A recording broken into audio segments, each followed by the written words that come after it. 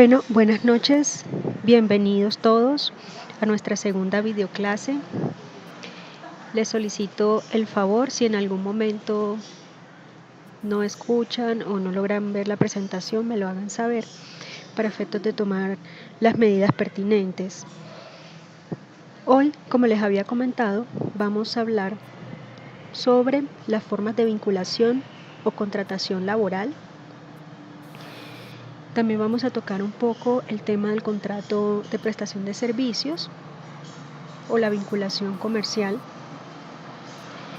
Y vamos a mirar una introducción al sistema de riesgos laborales, puntualmente el efecto de estas dos vinculaciones, tanto laboral como la civil, comercial o administrativa, frente al sistema de riesgos laborales y las obligaciones que esto implica dentro de este marco.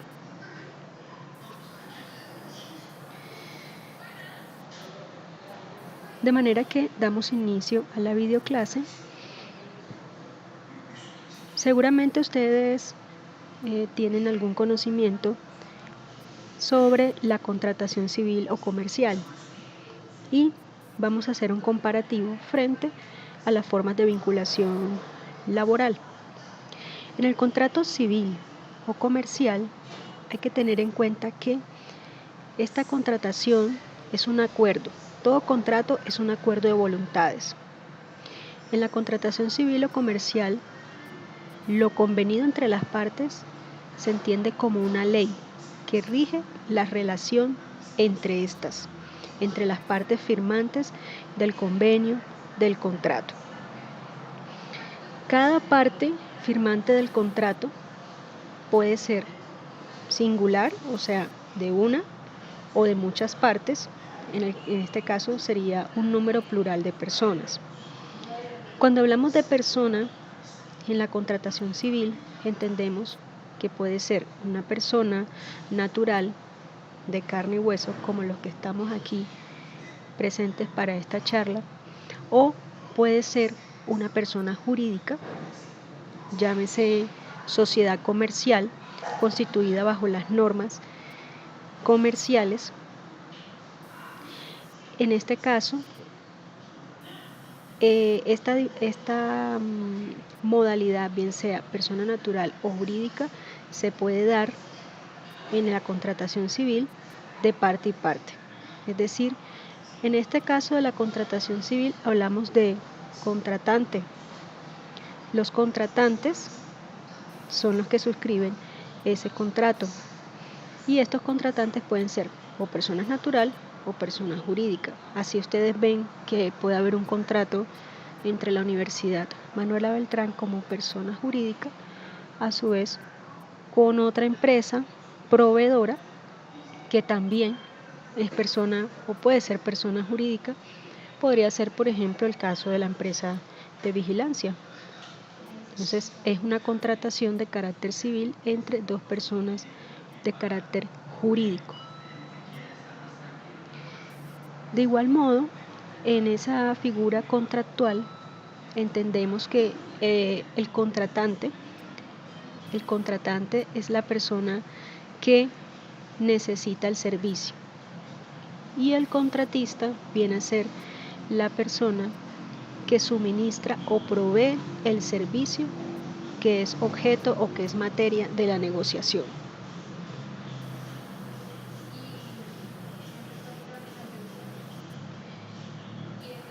Sí, creo que es posible poner la presentación en toda la pantalla. Lo malo es que si me hablan de pronto no los voy a poder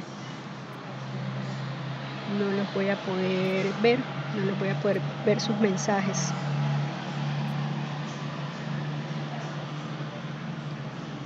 Recientemente nos hicieron una actualización del sistema para mejorar, entonces hasta ahorita también me estoy un poco familiarizando. Aquí logré ampliarla para alcanzar también a ver los mensajes que me puedan colocar en el caso de que tengamos algún inconveniente técnico. Listo, entonces Dicho esto, vamos a diferenciarlo con el contrato laboral. El contrato laboral encontramos la definición en el Código Sustantivo del Trabajo, artículo 22. De acuerdo con esta definición, vamos a encontrar que el contrato de trabajo, a diferencia del contrato civil, siempre hay una persona natural. Sí o sí tiene que haber una persona natural, y esta persona natural es la que presta el servicio, la que ejecuta la labor materia del contrato laboral.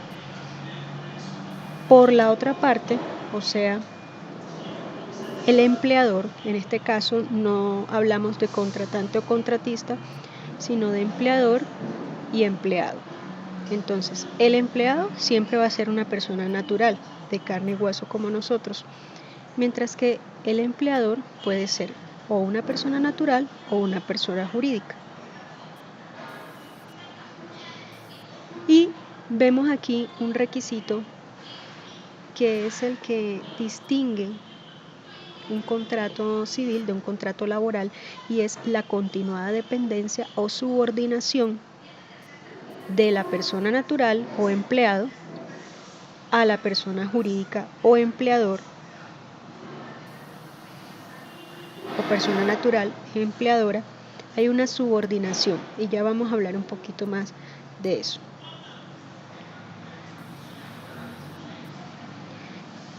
En el artículo 23 del Código Sustantivo del Trabajo encontramos ya discriminados los requisitos para que pueda hablarse de contrato de trabajo.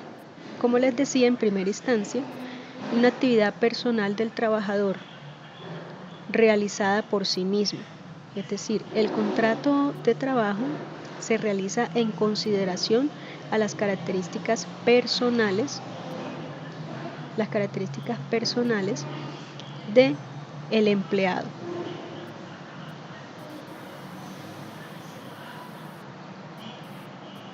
Oh, por Dios. Si estoy grabando la conferencia a través de un link, se las puedo compartir, pero también me acabo de percatar que no habíamos activado la grabación acá. Bueno, me disculpan. Listo, podemos retomar para recapitular y así nos queda inmediatamente grabada también en la plataforma.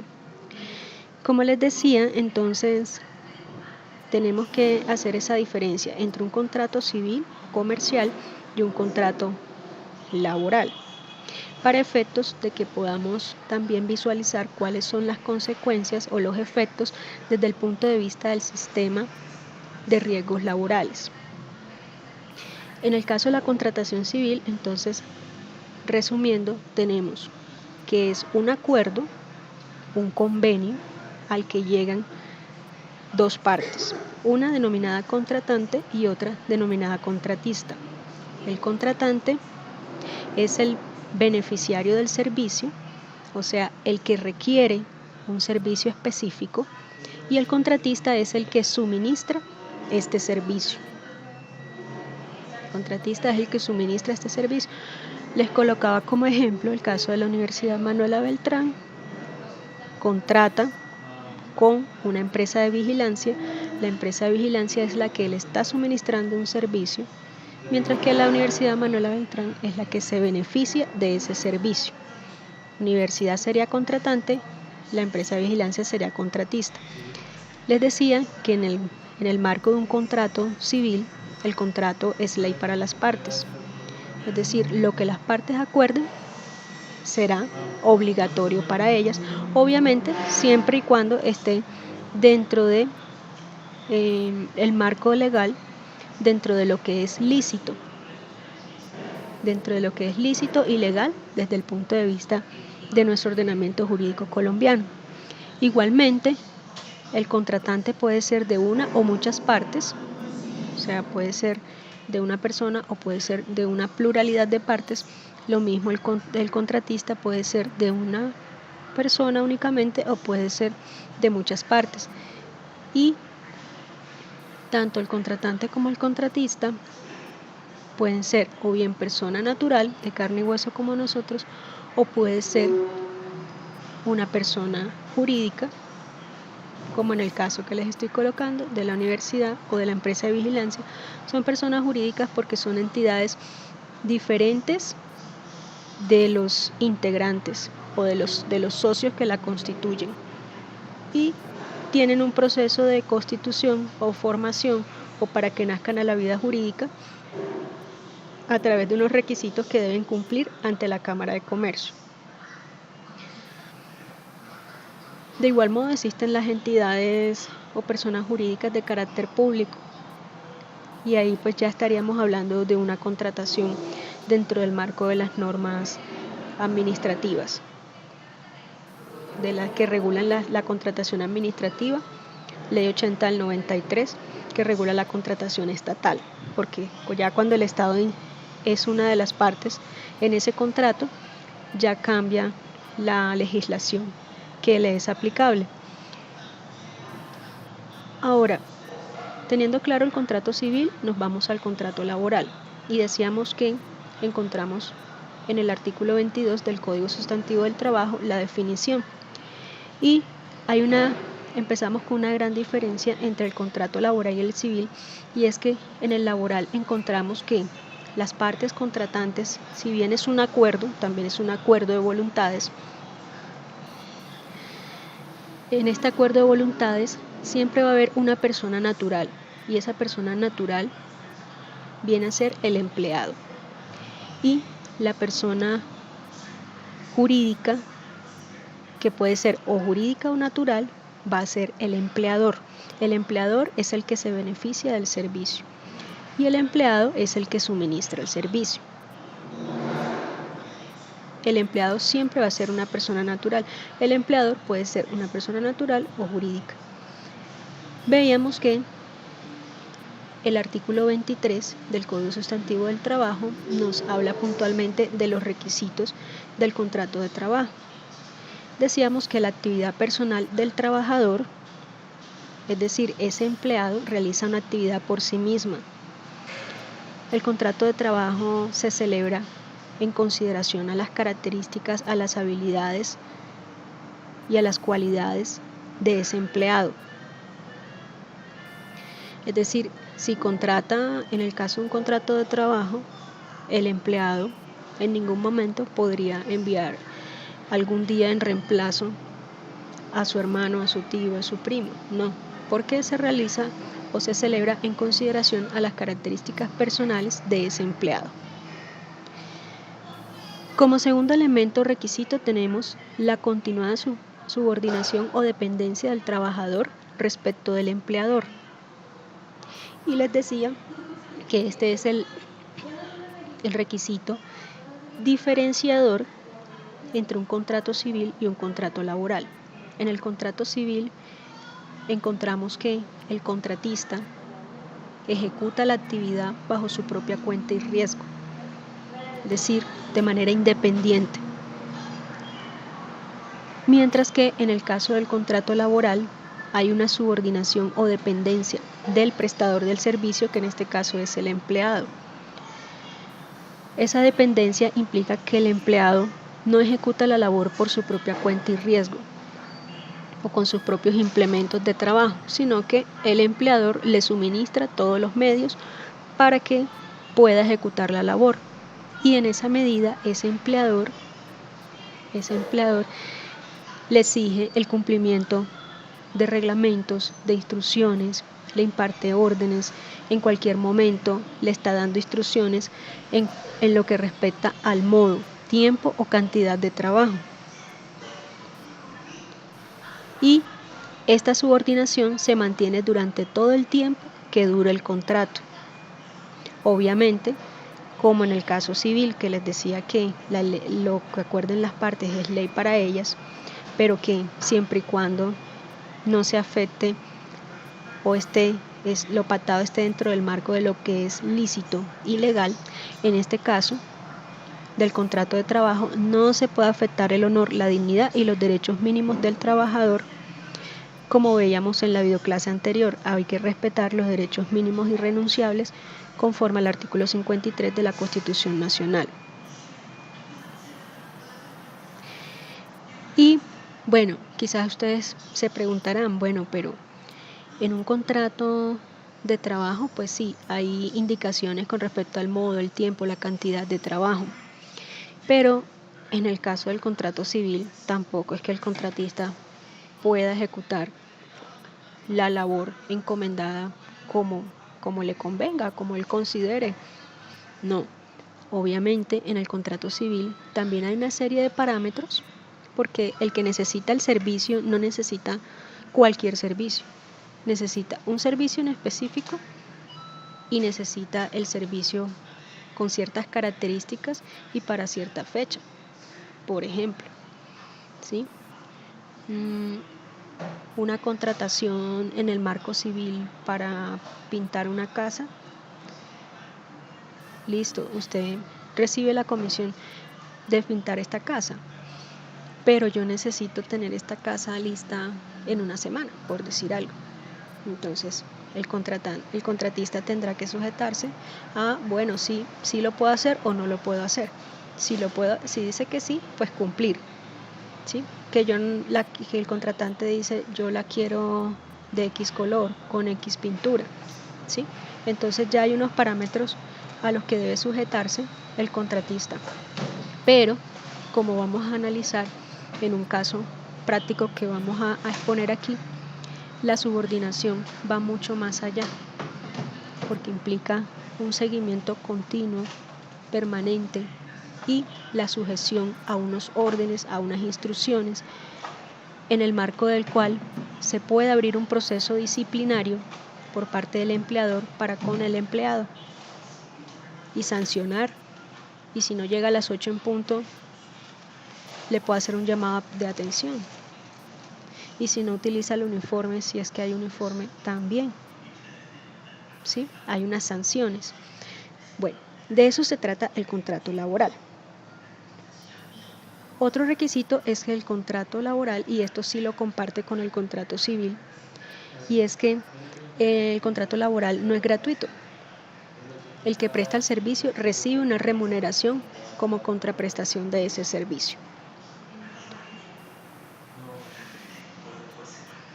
En el caso de la contratación civil, la actividad personal, como se puede dar, se puede no dar, porque el contratista, si está organizado como empresa, obviamente tiene su personal y con ese personal ejecutará la labor. Y muchas veces el contratista, el que suscribe el contrato, simplemente es un coordinador, o a veces tiene hasta su propio coordinador, de manera que en el caso de la contratación civil, este requisito de la prestación personal del servicio en muchos casos no se da. ¿Sí? Como puede darse, como puede no darse. Si hay en el caso de la contratación civil hay un pago también, pero no se llama salario, sino honorarios. Y es lo que pactan las partes. Otro aspecto importante que tienen que tener en cuenta, y es que en la contratación laboral las normas son de orden público, de manera que si en principio el contrato de trabajo es un acuerdo, ese acuerdo no podrá estar por encima o no podrá desconocer las garantías mínimas fundamentales consagradas en la Constitución Nacional y en la ley laboral vigente. Por eso se habla de que son normas de orden público. La ley está por encima de lo pactado entre las partes. Se respeta lo pactado entre las partes siempre y cuando esté en conformidad con lo estipulado en el Código Sustantivo del Trabajo. Ahora, en el caso de la contratación civil, la restricción es únicamente que no atente o que no constituya una actividad ilícita. ¿Ya? Igual también hay unos mínimos, pero ya el marco es más amplio que en el caso del derecho laboral. Bueno, encontramos en el artículo 24 una presunción, y es que se presume que toda relación de trabajo personal está regida por un contrato de trabajo. Es decir, en los eventos en los que encontremos una prestación personal de un servicio y encontremos un salario como retribución del mismo, la ley entiende que se trata de un contrato de trabajo. Obviamente que si no se presenta la subordinación o dependencia del trabajador, aunque la ley presuma o entienda que se trata de un contrato de trabajo, en efecto no lo será, y eso se podrá demostrar, se podrá alegar y probar que aunque hay prestación personal de servicio y hay un salario, no se está frente a un contrato de trabajo, sino frente a una contratación civil, dado que no hay subordinación o dependencia.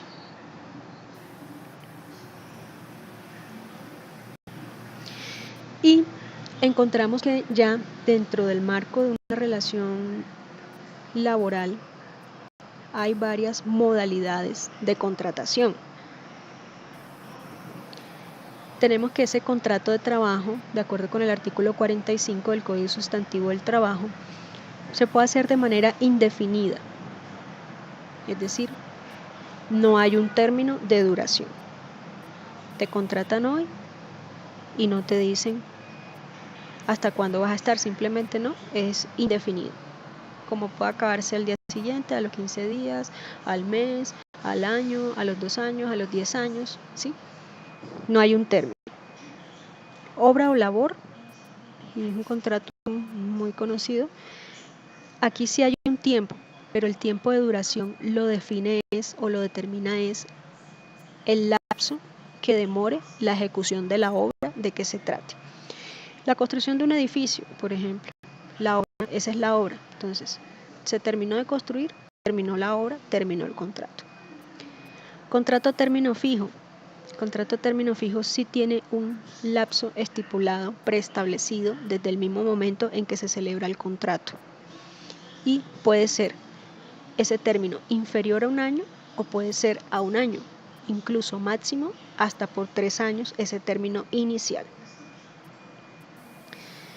Contrato accidental, ocasional o transitorio es un contrato poco usado, pero está contemplado en nuestra legislación para contrataciones cortas con un máximo de duración de 30 días, hasta 30 días, y para labores que no tienen nada que ver con la actividad principal que realiza el que contrata, o sea, el empleador. Ejemplo, en el caso de la universidad, Manuela Beltrán se dedica a ciencia, tecnología, impartir conocimiento, actividad científica. Una labor que no tenga nada que ver con su función habitual y de acuerdo con su objeto social puede ser actividad de limpieza de los jardines, por ejemplo. En sí no tiene que ver con su objeto social. Sea que la universidad ponga bonito los jardines o no, es algo que no afecta el ejercicio de su actividad. Entonces, para este tipo de gestiones, de actividades, ella puede contratar un personal, unos 10, unas 2 personas, el número que quiera, por medio de este contrato accidental o transitorio, siempre y cuando no dure más de un mes y se haga por escrito. Igual requisito tiene el contrato a término fijo, tiene que ser por escrito. El contrato indefinido no necesariamente, puede ser verbal, de palabra. El contrato por la hora labor también puede ser de palabra, aunque se recomienda que sea por escrito para efectos de que quede claro cuál es la obra que se va a ejecutar y de allí se pueda definir cuál es el término de duración. Bueno, en el contrato a término fijo, como les decía, siempre debe constar por escrito y hay 2 modalidades, inferior a un año o a un año.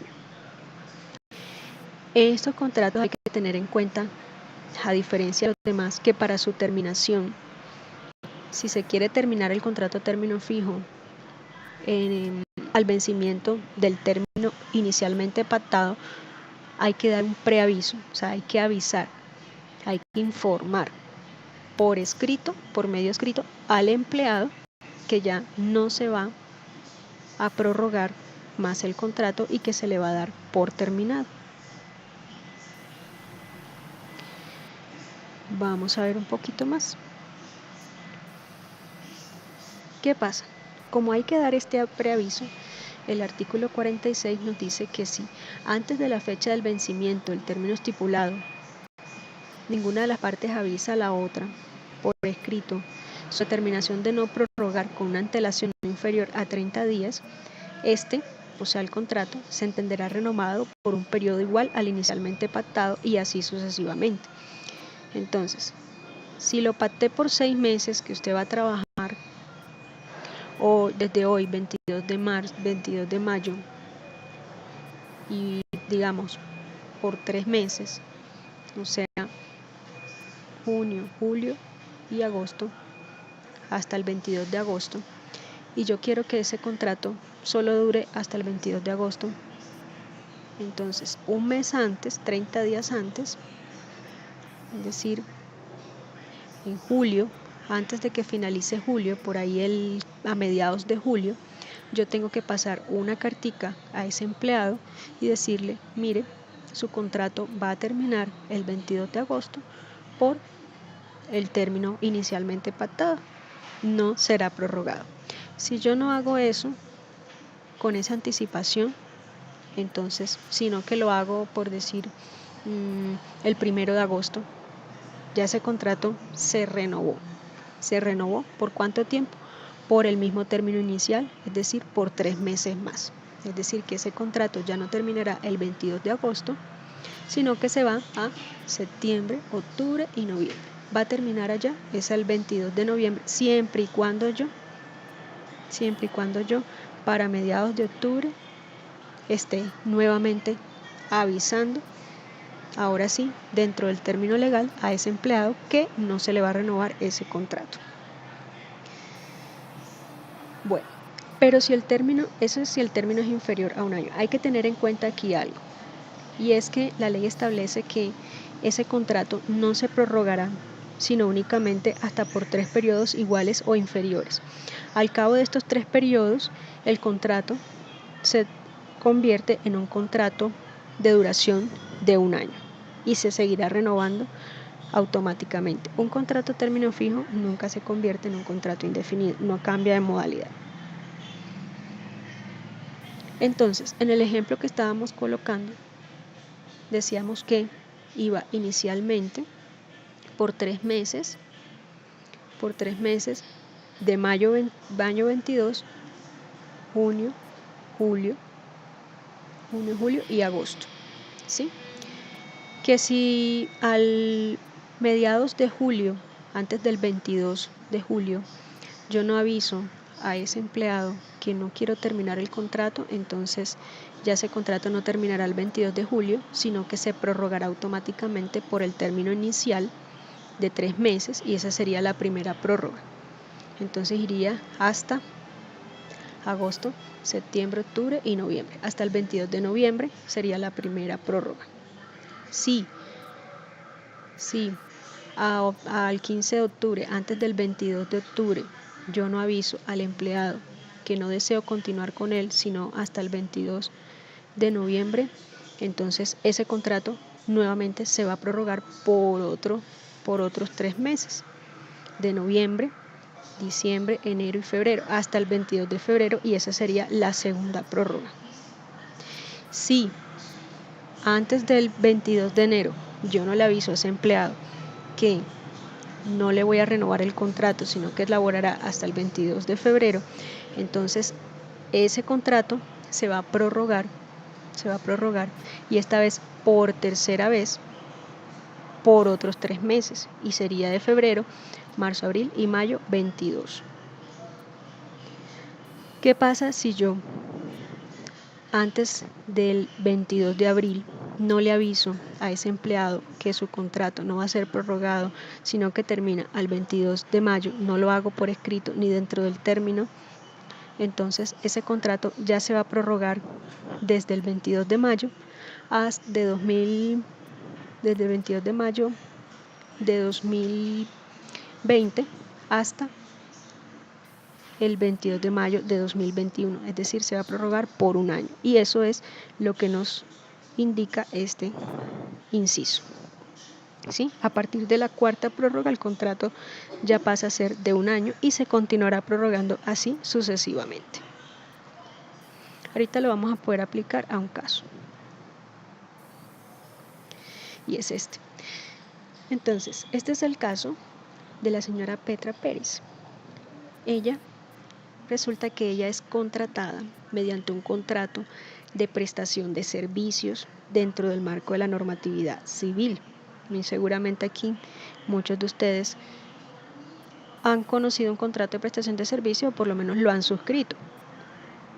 De pronto otros no, pero algo saben. Entonces resulta que ella es contratada por una empresa denominada Serbia Encuestas, empresa domiciliada en Bogotá. La hacen firmar un contrato de prestación de servicios dentro del marco civil y el objeto de este contrato, sea la finalidad de este contrato o la actividad que debe realizar la señora Petra Pérez como contratista a favor de Serbia Encuestas como contratante, es la realización de un estudio de mercado. La realización de un estudio de mercado mediante la realización de encuestas. Ella tiene que hacer una serie de encuestas para hacer un estudio de mercado en la ciudad de Barranquilla, porque Serbia Encuestas quiere extender su mercado hacia esa ciudad. Es un proyecto grande y no se estipula ningún término de duración a este contrato. Serbia Encuestas le facilita a ella formatos para que haga las encuestas, material de capacitación pues en cómo hacer las encuestas. Le ofrece charlas virtuales en horarios específicos. Le ofrece gorras y chalecos con el logo de la empresa para los encuestadores y obsequios para los encuestados. El perfil de los encuestados le indica, y este es un requerimiento de Serbia Encuestas como contratante, o sea, usted, señora Petra, si acepta, va a hacer estas encuestas, pero necesitamos que las haga a un personal específico y este personal es personal ejecutivo. Este personal usted lo va a encontrar en horarios específicos, como temprano en la mañana, al mediodía o en la noche. Pero, además, señora Petra, usted deberá pasar cada mes un informe de los resultados de esas encuestas que usted haya realizado, junto con la cuenta de cobro que como contratista va a pasar con respecto a sus honorarios. Entonces, pues obviamente la señora Petra sola no va a poder. Y dentro del marco de la contratación de prestación de servicios, Serbia Encuestas no le exige a ella que sea ella en persona la que realice las encuestas. Entonces, ella tiene que contratar un personal encuestador. De esta manera contrata un grupo A con quien celebra un contrato por escrito, contrato de trabajo por el término de un contrato de trabajo por el término de 15 días para que le ayuden a montar y le monten todo lo que es la oficina, mobiliario, todo. Contrata otro grupo de personas de manera verbal, dado que las conoce, las invita a que vengan a trabajar con ella. Hay un grupo C de personas las cuales contrata por prestación de servicios con el mismo modelo que usó Serbia Encuestas como contrato de prestación de servicios para vincularla a ella. Y hay un grupo D con quien celebra por escrito un contrato por el término de 6 meses. Entonces, aquí, ¿qué queremos analizar de este caso? Primero, pues, ¿cuál es la situación jurídico-laboral de la señora Petra Pérez frente a Serbia Encuestas Limitada? Ahí tenemos que tener en cuenta aquí el artículo 53 de la Constitución Nacional, que habla de la primacía de la realidad sobre las formas, que estuvimos conversando en la clase anterior. De esta manera, ustedes pueden pensar en, si ustedes fueran el abogado, el defensor de Petra, resulta que a Petra le han dicho que ella puede presentar una demanda ante un juzgado y lograr que Serbia Encuestas le pague seguridad social de todos los años que la ha dejado pagar desde enero del 2010, que puede pedir incluso el pago de prestaciones sociales, porque las prestaciones sociales se generan por un contrato de trabajo, pero que ella lo puede pedir aun cuando a cuando ella suscribió un contrato de prestación de servicios, porque le han dicho que en el caso de ella se cumplen los 3 requisitos que vimos del artículo 23 del Código Sustantivo del Trabajo. Y igualmente Serviencuestas pues se ha enterado de estas pretensiones de la señora Petra y también está programando su defensa, porque pues ellos dicen que celebraron con ella fue un contrato de prestación de servicios y pues que en ese marco ella era la que corría con el pago de su seguridad social, pues de ella y de su equipo, y que pues en manera alguna hubo dependencia o subordinación, que la señora Petra ejecutaba siempre la actividad por sus propios medios y por su propia cuenta. Y el otro caso, el otro punto a analizar sería cuál es la modalidad contractual de cada uno de los grupos de encuestadores contratados. Bueno, y en este punto yo quiero tener la oportunidad y darles la oportunidad a ustedes también que manifiesten qué consideran sobre esto teniendo en cuenta lo que hemos analizado. Es decir, la primera pregunta sería, ¿es verdad que la señora Petra podría eventualmente reclamar a Serviencuestas unas prestaciones sociales como primas, vacaciones, cesantías, intereses de cesantías, que Serviencuestas le pague también a ella la seguridad social, aunque ella lo viene pagando y lo viene asumiendo como independiente, teniendo en cuenta que suscribió con Serviencuesta un contrato de prestación de servicios del 1 de enero del 2010, vigente hasta la actualidad? ¿Quién tendrá la razón, la señora Petra Pérez o Serviencuestas? ¿Será que aquí podríamos estar hablando de un contrato realidad, de un contrato laboral realidad en aplicación del principio del artículo 53 de la Constitución Nacional de primacía de la realidad sobre las formas? ¿Qué opinan? Me gustaría conocer sus comentarios. Vamos a dedicar unos minutos a ello.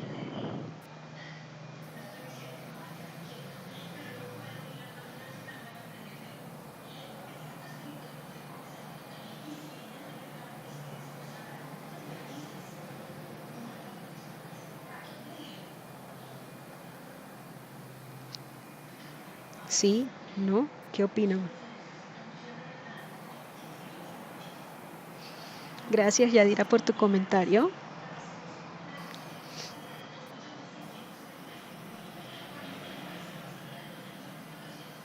Muchas gracias. Jonathan.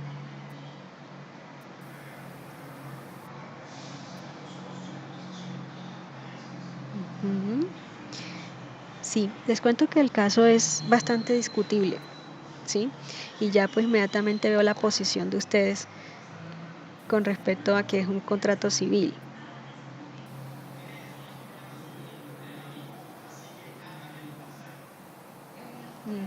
Sí, lo que dice Sandra es muy cierto, dejar las cosas claras desde un principio. Sin embargo, Sandra, en los casos en los que se logra demostrar la existencia de un contrato de trabajo, como se trata, como les decía ahorita, de normas de orden público en los que prevalece lo que dice la Constitución y prevalece lo que dice la ley laboral sobre cualquier acuerdo entre las partes, debido a que hay unos derechos y unos beneficios mínimos irrenunciables consagrados por las leyes laborales. Así, la señora Petra no haya manifestado y dejado las cosas claras desde un principio. Si se logra demostrar un contrato de trabajo, si se logra demostrar que hay una dependencia, una subordinación, y en ese marco se trata de un contrato de trabajo, Serviencuestas puede ser condenada al pago de la totalidad de las acreencias laborales dejadas de pagar.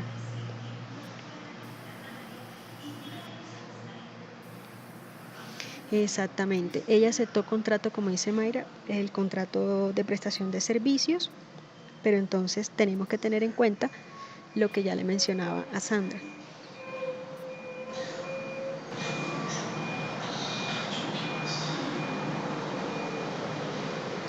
Gracias, Cindy, por tu comentario. Nidia.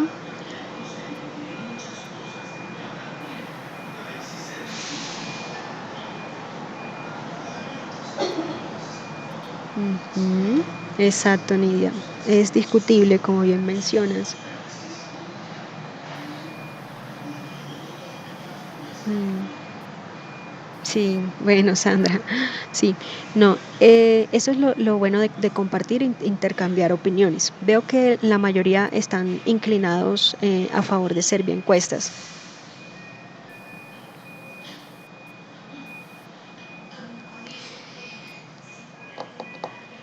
Bueno, en cuanto a lo que dice Jonathan, se pudiera ver como un contrato de obra o labor.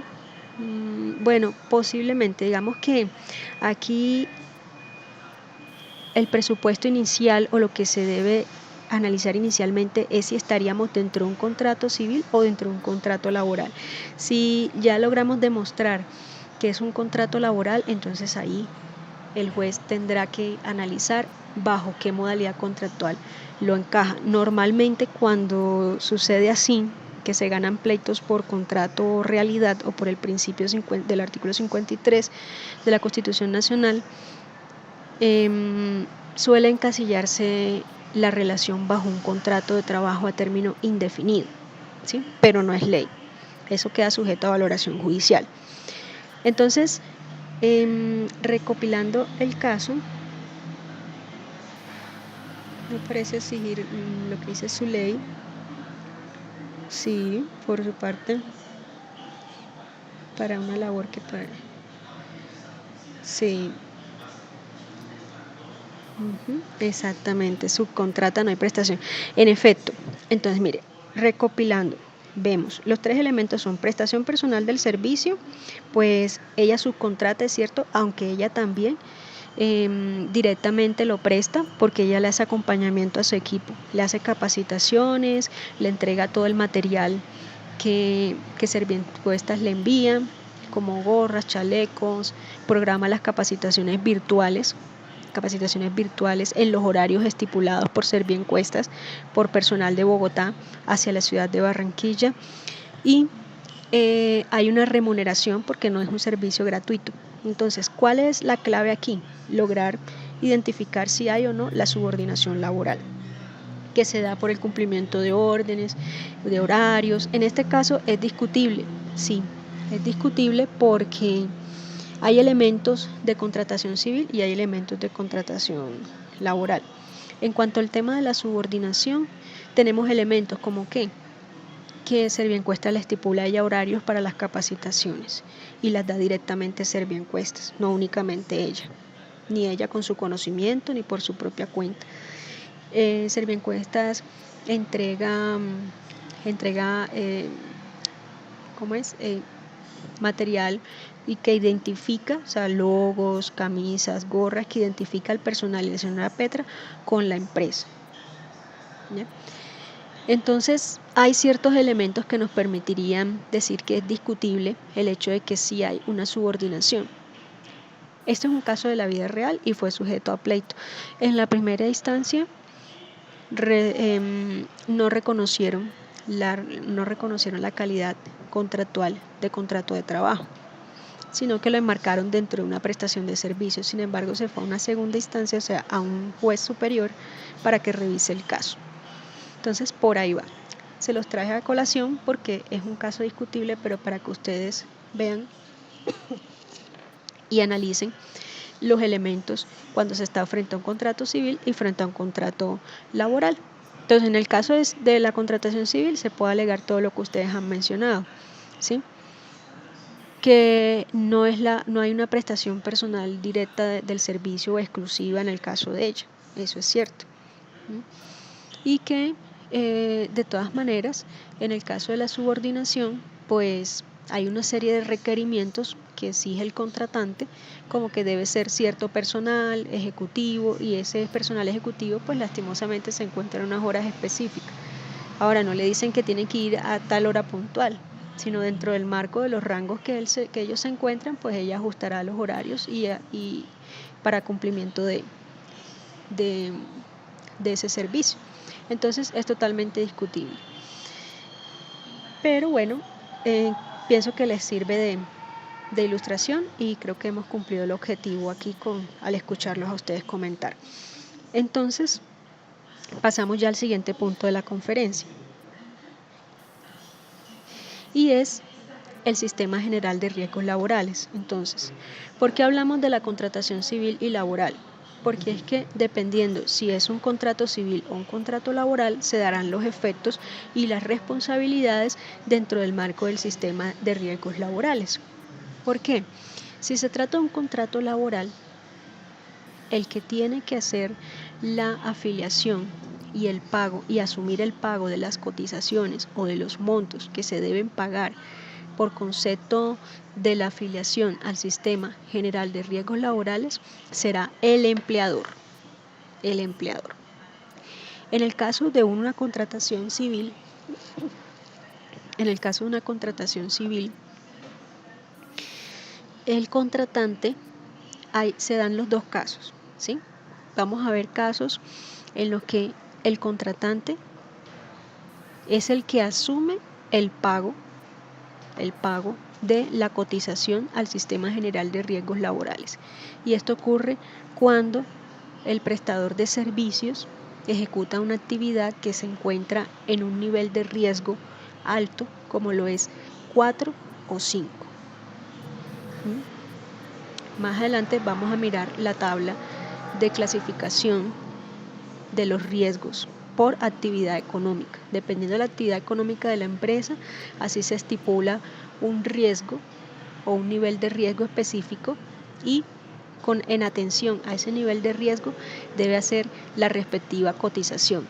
Entre más riesgo, mayor el porcentaje que tiene que pagar por la afiliación o por la cotización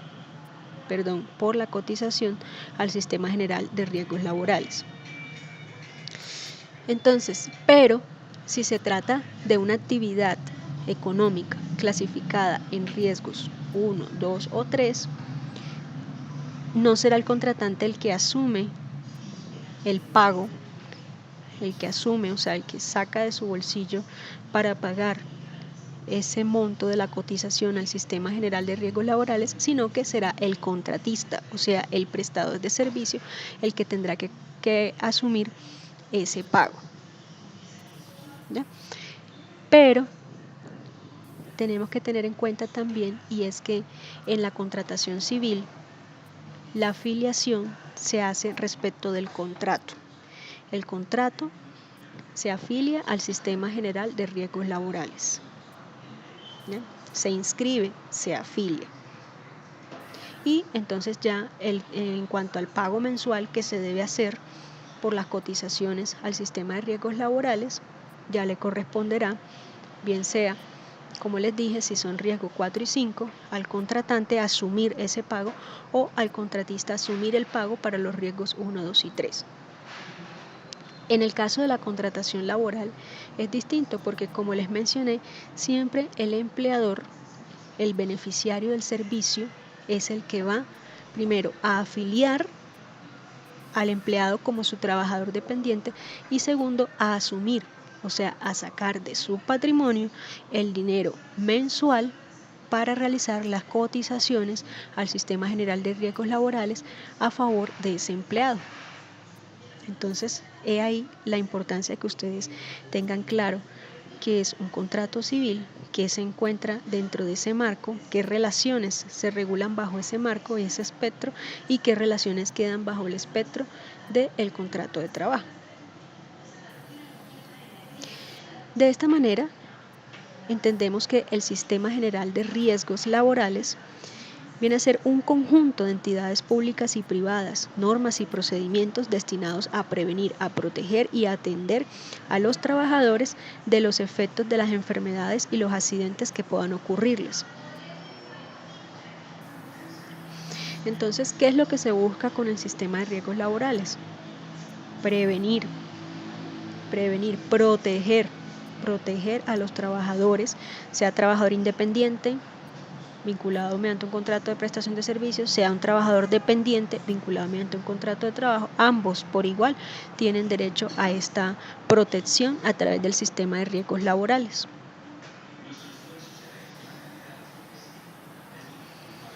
Y encontramos que en lo que respecta a la afiliación o inscripción al Sistema General de Riesgos Laborales, vamos a encontrar aquí que el sistema de riesgos laborales se aplica a todas las empresas que funcionen dentro del territorio colombiano, a los trabajadores, a los contratistas, a los subcontratistas. Estos son los vinculados por contratación civil, comercial o incluso administrativa, los cooperados a través de las cooperativas también,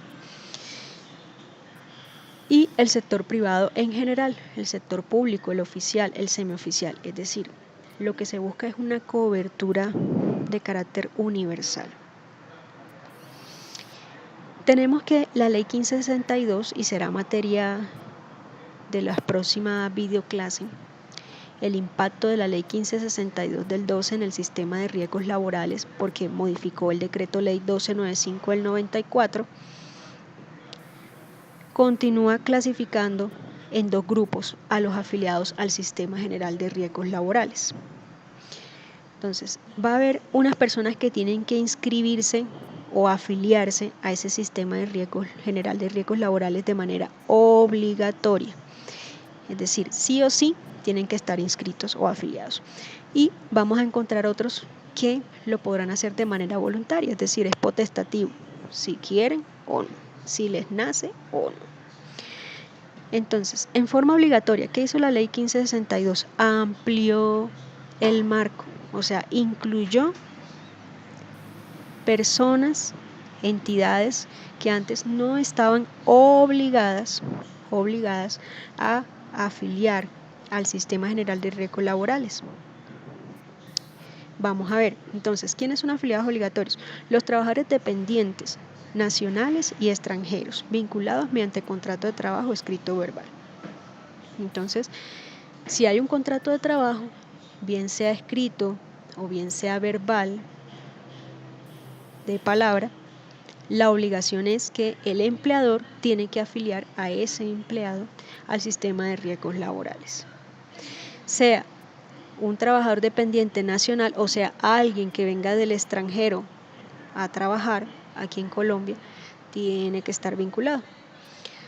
Servidores públicos nacionales y extranjeros. Los servidores públicos son las personas que prestan sus servicios o que trabajan para el Estado colombiano, bien sea nacional colombiano o bien sea un embajador del exterior que viene para acá, Colombia, un funcionario de la DEA, viene para acá a trabajar, tiene que afiliarse al sistema de riesgos laborales.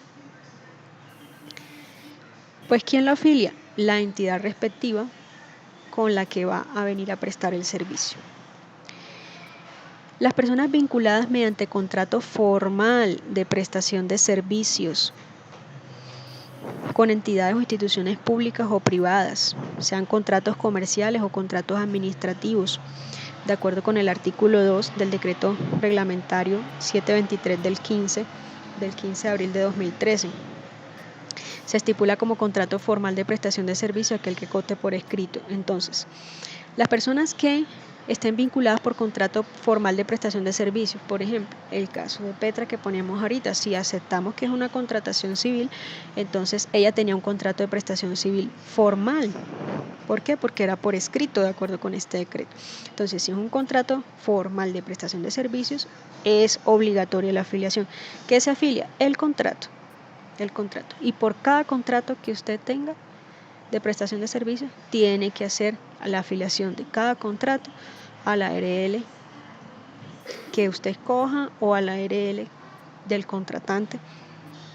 Se puede dar ese caso, que el contratante pida con X ARL, pero el prestador de servicio en estricto sentido tiene la libertad de escoger con cuál ARL afilie su contrato de prestación de servicio o sus contratos de prestación de servicio. Son afiliados obligatorios los miembros de las cooperativas, y aquí se quiso organizar y evitar tanta evasión a través de las cooperativas, que lastimosamente se les ha dado un mal uso, aunque la legislación ha tratado de contrarrestar este mal uso. Pero entonces las cooperativas también tendrán que afiliar a sus cooperados al Sistema General de Riesgos Laborales. Para estos efectos se asimilan como trabajadores dependientes, o sea, como si se tratara de un contrato de trabajo. ¿Ya? Los jubilados o pensionados que se reincorporan a la fuerza laboral como trabajadores dependientes vinculados por contrato de trabajo como servidores públicos. Se da el caso de ya personas adultas mayores que ya están pensionados, pero aún se sienten con vigor y se reincorporan nuevamente a la fuerza laboral a trabajar de manera dependiente, ya sea como en el sector privado o en el sector público, o sea, con el Estado. En ambos casos, la entidad respectiva que los vincule no pagará pensión porque ya están pensionados, pero sí debe pagar riesgos laborales. ¿Por qué? Independientemente que ya sea una persona pensionada por vejez, la actividad que va a ejecutar genera un riesgo y por ende debe estar protegido, que es lo que quiere la norma y el legislador en general. Y los estudiantes de todos los niveles académicos de instituciones educativas públicas o privadas que ejecuten trabajos que signifiquen fuente de ingreso. Entonces, también este es nuevo. Este también es nuevo. Las cooperativas también es un caso nuevo, incluido con la ley 1562 del 12. Este de los contratos civiles de prestación de servicios también es nuevo. Los trabajadores dependientes sí era de la norma anterior. Entonces, si los estudiantes están ejecutando un proyecto que beneficia a la institución educativa, la institución educativa tiene que cubrirle los riesgos porque solo bajar unas escaleras de una oficina a otra implica un riesgo. Los trabajadores independientes que laboren en actividades de alto riesgo, como les decía, catalogadas por el Ministerio del Trabajo, los riesgos 4 y 5, sea que tengan contrato de prestación de servicios por escrito o no lo tengan, pero estén trabajando en actividades de alto riesgo 4 y 5, son afiliados obligatorios y como les decía, quien asume el pago, quien saca de su bolsillo para hacer el pago de esas cotizaciones es el contratante. Los miembros de las agremiaciones o asociaciones cuyo trabajo signifique fuente de ingresos para la institución, entonces agremiaciones o asociaciones tampoco estaban incluidas. Entonces, a partir de la 1562, si la agremiación o asociación, hasta sin ánimo de lucro, pero tiene gente que está trabajando para ella y generando un ingreso, se está beneficiando, por ende, tiene que pagar afiliación al sistema de riesgos laborales. Este tampoco estaba. Y son los miembros activos del subsistema nacional de primera respuesta. Estos son los bomberos, la defensa civil. ¿A cargo de quién? ¿Quién tiene que pagar estas cotizaciones? El ministerio. El Ministerio del Interior tiene que pagar esas cotizaciones. Y en forma voluntaria, ¿quiénes nos quedan? Los trabajadores independientes que no laboren en actividades de alto riesgo y los trabajadores informales. Trabajadores informales, el vendedor de yuca, la persona que comercializa productos como independientes, son trabajadores informales, no están organizados. Los vendedores ambulantes. En estos casos es voluntario, es potestativo que hagan ellos la afiliación.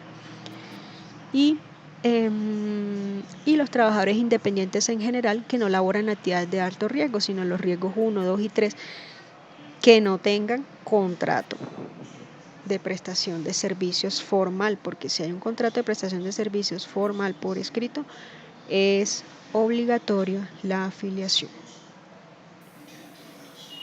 Entonces, aquí termina nuestra videoclase de hoy. Entonces, con respecto a la temática tratada, estoy atenta a sus preguntas. Aprovechemos 5 a 10 minutos de preguntas, las que tengan en este momento, podérselas atender.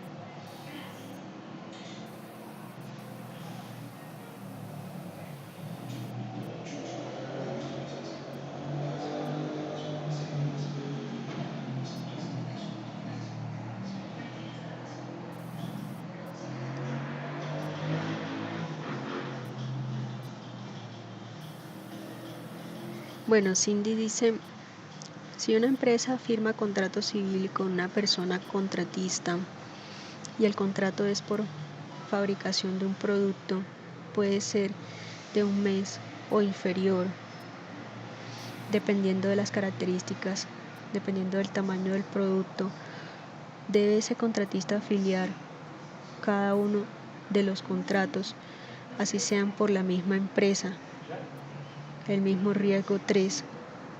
Sin embargo, con el último tema, forma voluntaria, quedé confundido. Bueno, me dices que hay un contrato civil de prestación de servicios por la fabricación de un producto. Puede ser un mes o puede ser inferior. Si hay un contrato de prestación de servicios, se está tratando de que es una prestación de servicios de carácter formal, ¿sí? De carácter formal. En ese marco debe haber una afiliación al sistema de riesgos laborales, ¿sí? Independientemente que el nivel del riesgo sea 3, como mencionas. ¿Por qué? Porque la norma dice, como estuvimos mirando, que enlista la afiliación o como obligatoria para los contratos formales de prestación de servicio. Entonces, por cada contrato formal escrito de prestación de servicios, habrá que hacer la afiliación, independientemente si es riesgo 1, 2, 3, 4 y 5. ¿Ya? Independientemente, pongamos nuevamente la norma y ustedes lo pueden corroborar. Eso está en el artículo 2 de la ley 1562 del 12. Entonces, las personas vinculadas mediante contrato formal de prestación de servicios, ya sea instituciones públicas o privadas. ¿Cuál es ese contrato formal de prestación de servicios? Conforme al artículo 2 del decreto reglamentario 723 del 15 de abril del 2013. De manera que no se distingue aquí si es riesgo 1, 2, 3 o 4. Hay un contrato de prestación formal de servicios, tiene que haber una afiliación porque es de carácter obligatorio. Distinto es si no hay una contratación formal de prestación de servicios, sino que no es verbal, de pronto la prestación de servicios es de carácter verbal. Entonces ahí ya no sería obligatorio, a menos que se esté en los riesgos 4 y 5. Ahí sí. Si es riesgo 4 y 5, sea prestación de servicios por escrito o verbal, tiene que haber una afiliación porque es obligatorio. Aquí está. Trabajadores independientes que laboren actividades de alto riesgo catalogadas por el Ministerio del Trabajo. Y no se distingue si es por escrito la prestación de servicios o el contrato o la vinculación, ni si es verbal. Riesgo 4 y 5, afiliación obligatoria. Prestación de servicios por contrato formal, por escrito, cualquiera que sea el nivel de riesgo, tiene que afiliar ese contrato. Y si es riesgo 1, 2 y 3 y no hay contrato formal, entonces quedaría dentro de los trabajadores independientes afiliados voluntarios.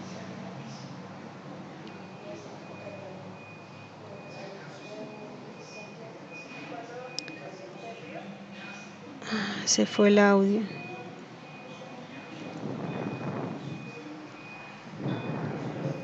Aló.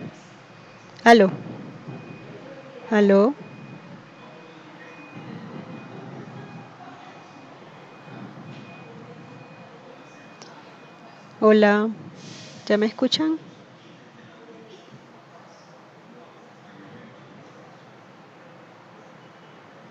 Hola.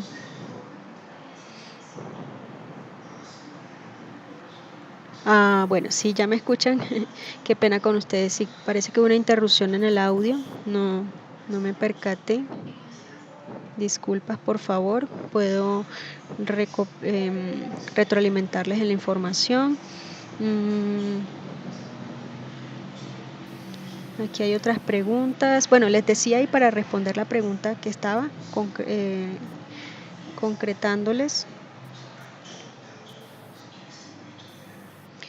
con respecto a la pregunta en que estábamos, que la afiliación es obligatoria en el caso de la contratación civil cuando es formal por prestación de servicios, es decir, formal entendiéndose porque hay un contrato por escrito de prestación de servicios o de naturaleza civil o comercial o administrativo, pero es formal, es decir, es por escrito. En ese caso es obligatoria independientemente si es nivel de riesgo 1, 2, 3, 4 y 5. Si no hay contrato formal, o sea, es de carácter verbal, la prestación de servicios independiente, la obligatoriedad a la afiliación del Sistema General de Riesgos Laborales se da para los riesgos 4 y 5. ¿Ya? Si estamos en riesgo 1, 2 y 3 y es una prestación de servicios independiente sin contrato por escrito, no habría la obligación, sería una afiliación de carácter voluntaria de acuerdo con la 1562 del 12. Pregunta, a ver, vamos a devolvernos a las preguntas. Aquí. Sí, el link se los comparto ahorita en un rato. Listo, Cindy, ahí respondí. Tú me dirás si satisface la pregunta. Dice Sandra, si hay un contrato de palabra por prestación de servicios, pero el empleado no se hace cargo de la seguridad ni la afiliación de la ARL, ¿ahí cómo se hace? Bueno, contrato de palabra por prestación de servicios. ¿Qué pasa? Que ahí hay un gran problema. ¿Por qué? Porque si el prestador de servicio le acaece un suceso, un accidente de trabajo o una enfermedad producto de la actividad que esté desempeñando, va a estar desamparado. Va a estar desamparado en cuanto a prestaciones asistenciales y en cuanto a prestaciones económicas, que quizás si tiene EPS, la EPS se va a abstener de cumplir o de solucionar, ¿sí? Porque va pues a alegar, dependiendo cómo se den las circunstancias o la situación que haya generado el accidente o la enfermedad, pues la EPS va a decir, esto no me corresponde a mí, esto corresponde a la ARL, y entonces ahí viene el problema porque no está afiliado. Entonces, perjuicios para el prestador de servicios, ¿sí? E igualmente, pues, también podrían haber inconvenientes para el beneficiario del servicio. ¿Por qué? Porque la ley exige que el beneficiario del servicio haga supervisión y seguimiento a que el prestador de servicio esté efectivamente afiliado a la Seguridad Social Integral, incluyendo al Sistema General de Riesgos, de manera que si el beneficiario del servicio no supervisa y no verifica o no establece los respectivos controles para que el prestador de servicio en efecto cumpla con este requerimiento legal, se hace cómplice de evasión. Y eso lo puede hacer acreedor a sanciones, ¿sí? Entonces, Sandra, esos serían los efectos. Veamos a ver qué otras preguntas hay aquí. Un contrato de obra y un contrato de prestación de servicios. Bueno, el contrato de obra, tenemos que mirar algo. El contrato de obra hay dos modalidades. Hay contrato de obra en la contratación pública, ese se rige por la ley 80 del 93, que son pues la construcción de obras públicas, carreteras, puentes, ¿sí? Esa es otra reglamentación. Para esos efectos se da cumplimiento a la ley 80 del 93 y se debe hacer, el Estado debe abrir una licitación, hacer una convocatoria y escoger la mejor oferta, etcétera. Eso es totalmente distinto acá. digamos, dentro del marco civil y laboral del que estamos hablando. Pero también hay un contrato de obra-labor, que es el que estuvimos mirando, y es dentro del marco de la contratación laboral, ¿ya? Y ese contrato, ¿qué pasa? Que el contrato de obra-labor tiene un lapso de duración por el tiempo que dure la obra, ¿ya? Entonces, si en el caso del contrato de obra-labor hablamos de un empleado y un empleador, el empleador impone órdenes, instrucciones, reglamentos, es decir, hay subordinación. El empleador estipula un horario de trabajo y el empleado debe sujetarse y cumplir. Si la obra es la realización de un edificio, una propiedad privada, entonces cuando termine el edificio terminará el contrato porque terminó la obra, pero mientras dure, el empleado debe llegar a la hora estipulada, debe cumplir las directrices, los lineamientos que le imparta el empleador. Hay subordinación. El empleado ejecuta su función con base en los elementos e instrumentos de trabajo que le provea el empleador. O sea, no lo hace bajo su propia cuenta y riesgo. El empleador tiene que vincularlo a seguridad social y al sistema de riesgos laborales, por supuesto. En el caso de prestación de servicios es distinto porque se habla de un contratante y un contratista. El contratista ejecuta la labor o el servicio de manera independiente y no hay subordinación. O sea, si bien hay unas directrices de parte del contratante para el contratista en cuanto a cómo necesita el servicio, esto no constituye una subordinación porque el contratante nunca va a poder abrirle un proceso disciplinario al contratista porque por de pronto algún incumplimiento contractual. Podrá presentar una respectiva demanda o incluso podrá aplicarle una penalidad de acuerdo con lo que ellos hayan pactado en el contrato o acordado en el contrato. Pero entonces la clave que distingue el de obra y el de prestación de servicios es que no hay en el de prestación de servicios una subordinación desde el punto de vista laboral, como es lo que hemos venido conversando. Entonces, ahí responde esa pregunta para Vale. Un contrato, dice Jonathan, un contrato de prestación de servicios donde se dice que se le paga por hora al trabajador. Se deben cumplir turnos ocasionales de 12 horas y otros horarios de 7 a 12. Bueno, Jonathan, esto ya podría estar enmarcándose dentro de una contratación laboral bajo el marco de una subordinación porque ya están imponiendo horarios, ¿sí? Entonces hay que analizarlo a la luz del contrato, del principio de realidad, contrato realidad, el artículo 53 de la Constitución Nacional y el artículo 23 del Código Sustantivo del Trabajo. Ok, Cindy, me alegra.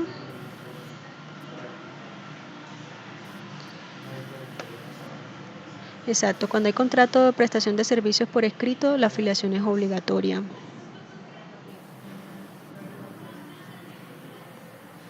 Cuando hablamos del Sistema General de Riesgos Laborales, Cindy, nos referimos a las ARL únicamente.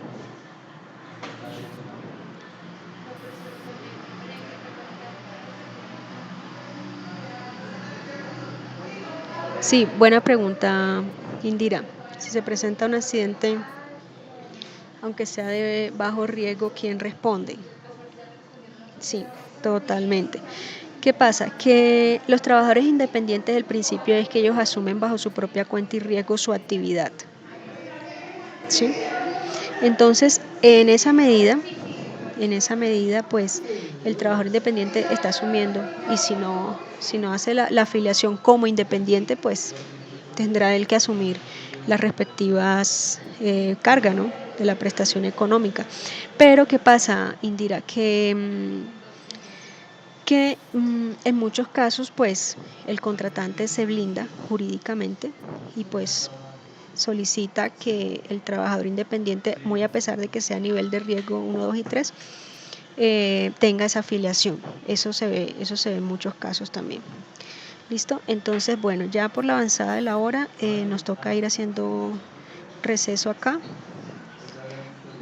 Sin embargo, pues yo sigo atenta a sus inquietudes a través del correo electrónico, ¿sí? Vamos a terminar de responderle aquí a Viviana. Dice Cindy, el tema un poco claro a la primera pregunta, aunque un trabajador independiente de riesgo 3 no está obligado a estar afiliado al sistema. Yo como contratante empresa, al implementar el sistema de gestión, debo validar que mis contratistas aporten al sistema, es decir, que sí debo exigir que estén afiliados. Sí, es lo que estaba comentándoles ahorita, Cindy. Es lo que estaba comentándoles ahorita, que eso en el caso de los niveles 1, 2 y 3 se puede dar el caso que el contratante lo exige y pues es requisito, ¿sí? Entonces sí, estás bien en ese marco, Cindy.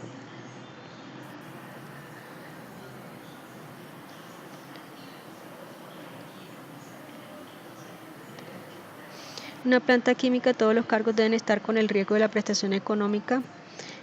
Bueno, Viviana, eso lo vamos a analizar más adelante porque se da la afiliación y pago a través de las estaciones de trabajo, ¿sí? Es un tema un poco más de detalle que lo vamos a ver más adelante en las próximas videoclases. Listo, entonces, bueno, damos por terminada aquí, ya el tiempo nos apremia, entonces que tengan feliz noche y quedo atenta a las entregas de sus trabajos. Recuerden que es hasta este domingo, no habrá aplazamiento en la entrega de los trabajos, así que sigo atenta a sus inquietudes sobre la matriz y sobre cualquier otra inquietud adicional. Bueno, feliz noche.